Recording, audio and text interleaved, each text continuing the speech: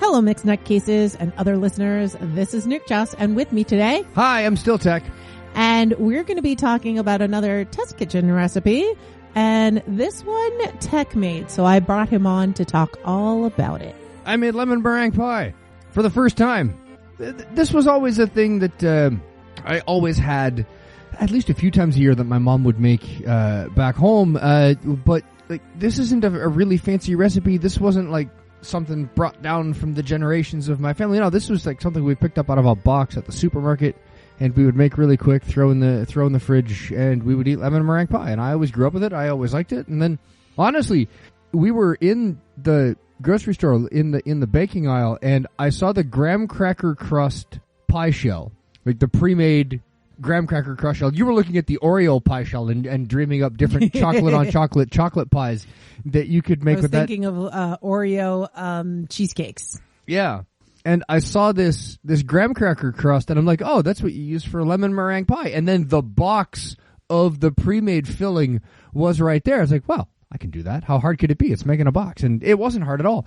And what's the brand that we got? Sheriff. You said it's Sheriff. It's the same brand that your mom used. Yep, yeah, the blue box Sheriff brand lemon meringue pie. Very easy to make. The hardest part is making the meringue, but that's egg whites in a blender, or egg whites and sugar, and then you just let it whip until it's done. I mean, the machine does all the really hard work on that one. But my God, it tasted good.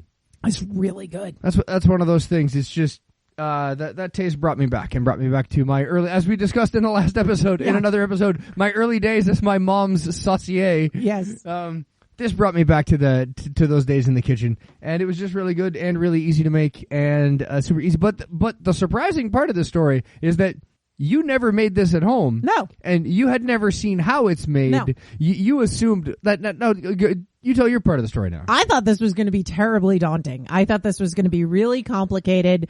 And I've only had lemon meringue pies at diners, so I did not know.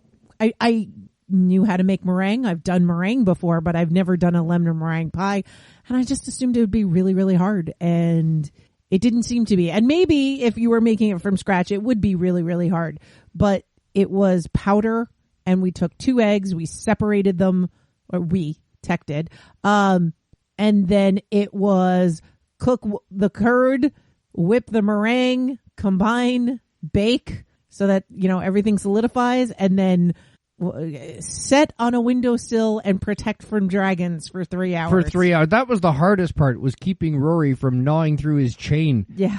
For 3 hours. If anybody is cooking in a house full of dragons, I highly recommend distraction pies. Yes, distraction pies. The distraction pie is crucial to kitchen success.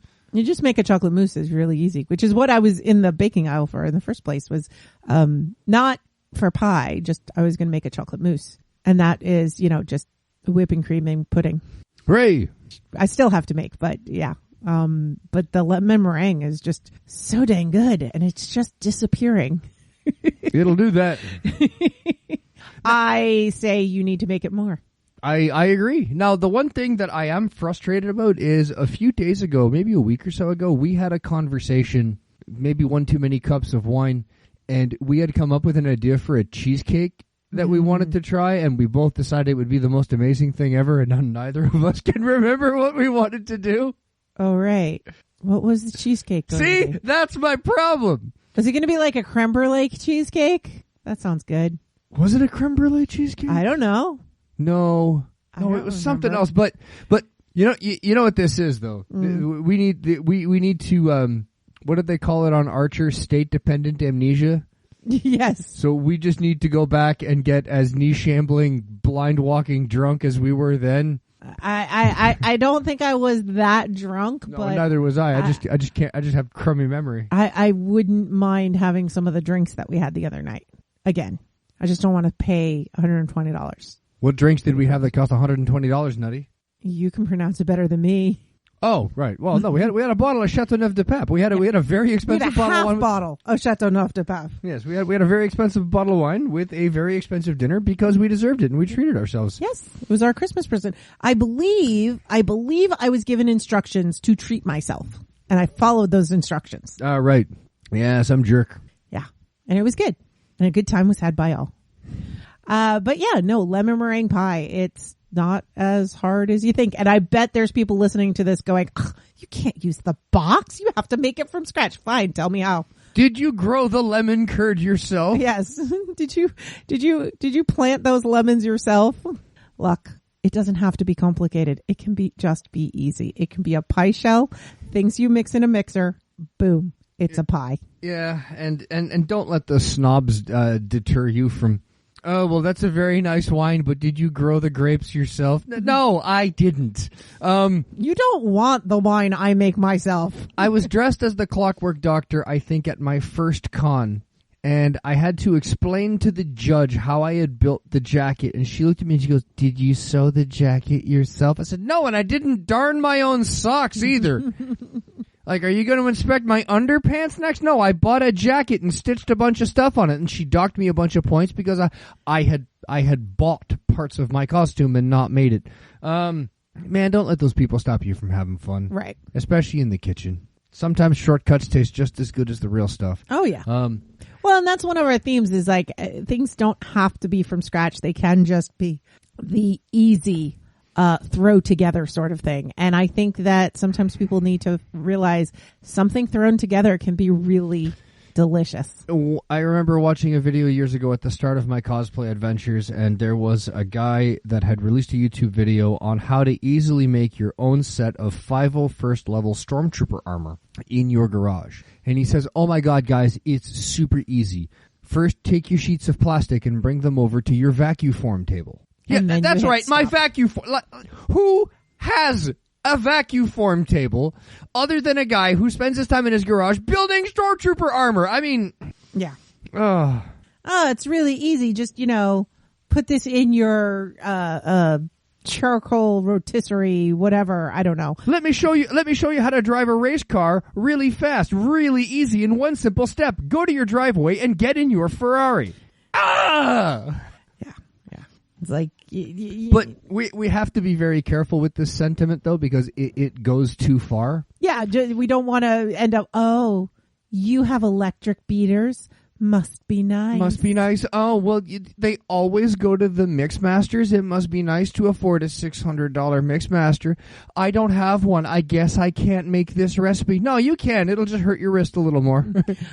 Or you can get the $18, with the regular beaters, it's fine. The little hand spinner ones. Yeah, not the hand spinner. You can get an electric beaters that are cheap. You don't have to spend, what is it, $300 on a Mixmaster. I had a teacher of mine in my trade that said the first time that I had to do any job, I had to do it manually before using a machine, so that I knew the hardship. And then I could appreciate the machine more, but that if the machine broke or I didn't have power, I could still do the job. So instead of using the drill press to drill holes, the first time I did that job, I had to use the hand cranking hand drill. Yeah.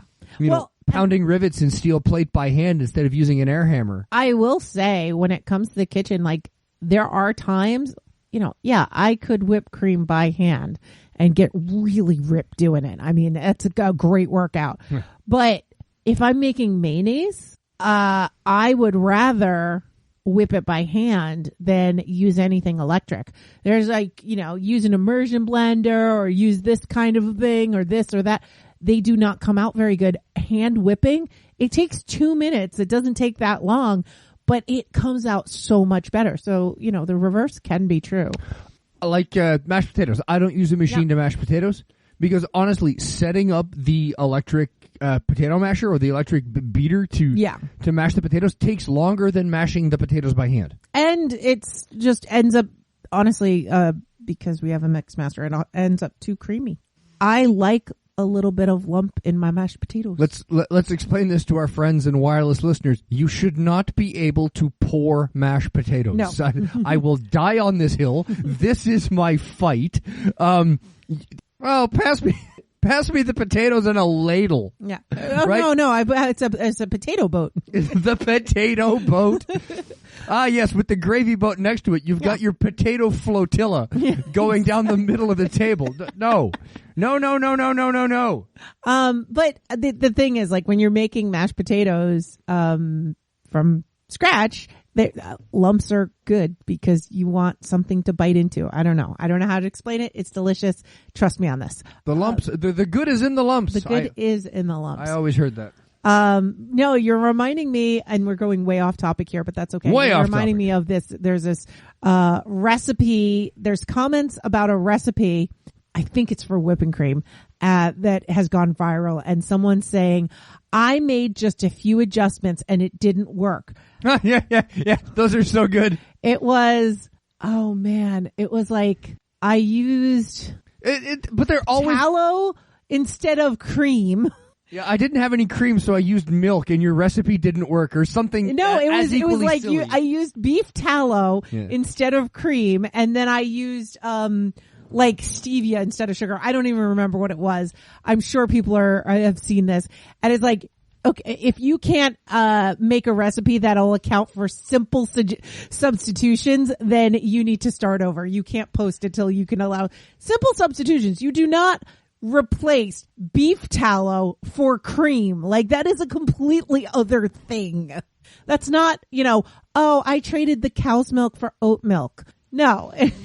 I see that so often. There's a whole subreddit devoted to it of these people that are like, well, I tried your recipe and my husband hated it. I'm never making it again. Oh, really? He didn't like the recipe for the beef lasagna? Oh, he doesn't like beef, so I did it with chicken and he hated it. Well, Yeah. Which, that's.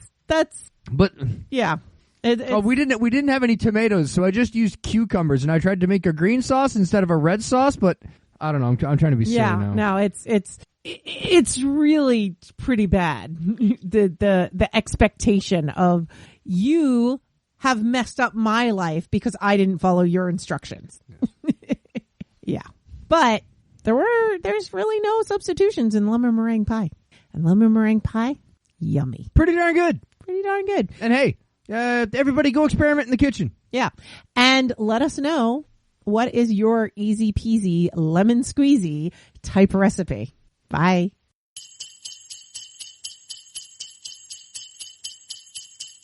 The Nutty Bites podcast is produced by Nimlas Studios under the Creative Commons Attribution Non-Commercial No Derivatives 4.0 International Deed. What this means is you can share it, but you can't change it, you can't make money off it, and you need to link back to me, my site, and everything.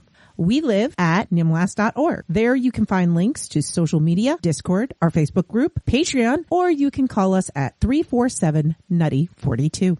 We do not consent to having AI scrape, learn from, or repurpose the Nutty Bites podcast.